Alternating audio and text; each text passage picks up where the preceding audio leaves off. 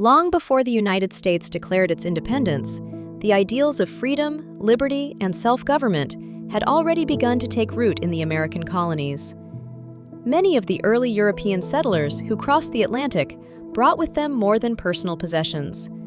They carried political traditions, religious convictions, expectations of legal protection, and a strong desire to shape their own communities. Although their motivations were diverse, many sought greater control over their lives, their beliefs, their property, and their local affairs. This emerging spirit of independence would gradually contribute to the development of American democracy and ultimately to the creation of the United States. The early settlers who arrived in North America came from different regions and for different reasons. Some came in search of economic opportunity. Others sought land, trade, security, or a new beginning. Many also came because they wished to practice their religion according to their conscience and establish communities governed by their own principles. These settlers were influenced by traditions that had developed in England and Europe over several centuries. One important influence was the Magna Carta of 1215. The Magna Carta established the principle that political authority was subject to law and that even a monarch could not exercise unlimited power. This idea contributed to the later belief that government should operate within established legal boundaries. The settlers were also familiar with the traditions of English common law, representative institutions, property rights, and parliamentary government. These traditions shaped their expectations regarding justice, consent, and participation in public affairs. Religious developments in Europe also influenced early settlement. The Protestant Reformation encouraged many individuals to examine questions of faith, conscience, authority, and personal responsibility. Some religious communities believed that individuals should be able to worship according to their convictions rather than under compulsory religious control. For many settlers, therefore, crossing the Atlantic represented an opportunity to establish communities where they could organize religious and civic life according to shared values. A particularly significant example was the arrival of the Pilgrims at Plymouth in 1620. Before disembarking from the Mayflower, the settlers signed an agreement known as the Mayflower Compact. The document established a form of self-government based on mutual consent. Its signatories agreed to create laws for the general good of the community and to respect the decisions made through their collective political arrangement. The Mayflower Compact did not establish modern democracy, but it expressed an important principle. A community could create legitimate government through the agreement of its members. This principle of government by consent would later become central to American political thought. As the colonies developed, settlers created local political institutions. Colonial assemblies allowed property-owning inhabitants to elect representatives who participated in making laws and approving taxes. The Virginia House of Burgesses, established in 1619, became one of the earliest representative legislative bodies in English North America.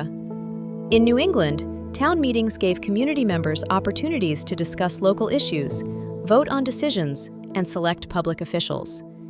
These practices encouraged habits of civic participation and local responsibility. Colonists became accustomed to managing schools, roads, taxation, trade, public safety, and community affairs through local institutions. This experience strengthened the belief that government should remain responsive to the people it served. The geographical conditions of North America also contributed to a spirit of independence. Many communities were located far from the centers of imperial authority. The great distance separating the colonies from Britain meant that settlers often had to solve problems, organize institutions, and make decisions without constant direction from London. This encouraged self-reliance, practical cooperation, adaptability, and local initiative. The availability of land also influenced colonial attitudes. For many settlers, land ownership represented independence, security, and social standing. Owning and cultivating land gave individuals a greater sense of personal autonomy and encouraged the belief that citizens with property and responsibility should have a voice in government. Over time, these experiences helped create a distinctive political culture. The colonists continued to identify with British traditions, but they also developed increasingly independent expectations. They believed that they possessed rights as English subjects, including the right to representation, legal protection, and taxation by consent. They also came to believe that political authority should remain accountable to the communities it governed. Religious diversity contributed further to the development of liberty. Different colonies were founded by, or became home to Puritans, Quakers, Catholics, Anglicans, Baptists, and other religious communities. The presence of diverse beliefs gradually encouraged broader discussions about tolerance, freedom of conscience, and the proper relationship between religion and government. Roger Williams, the founder of Rhode Island, defended religious liberty and argued that government should not control individual conscience. William Penn established Pennsylvania as a colony known for religious tolerance, representative government, and peaceful civic principles.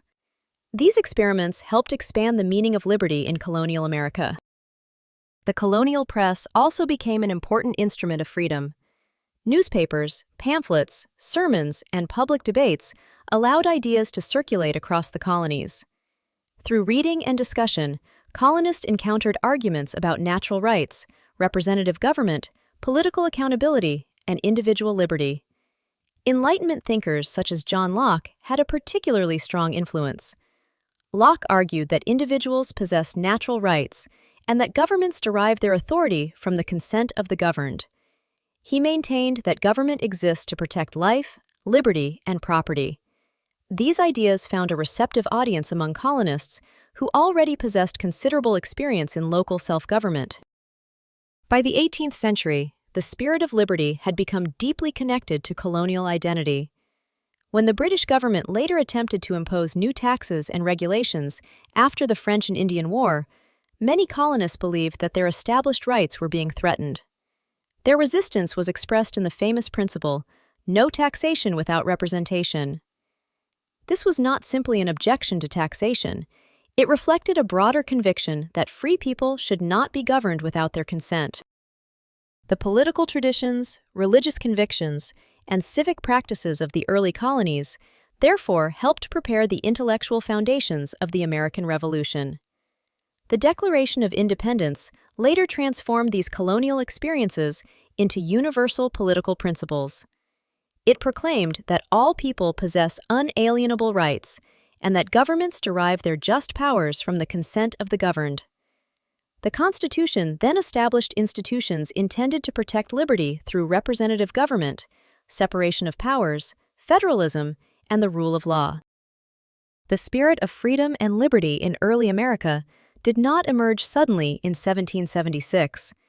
It developed gradually through the experiences of settlers who valued conscience, local self-government, legal rights, personal responsibility, and community participation.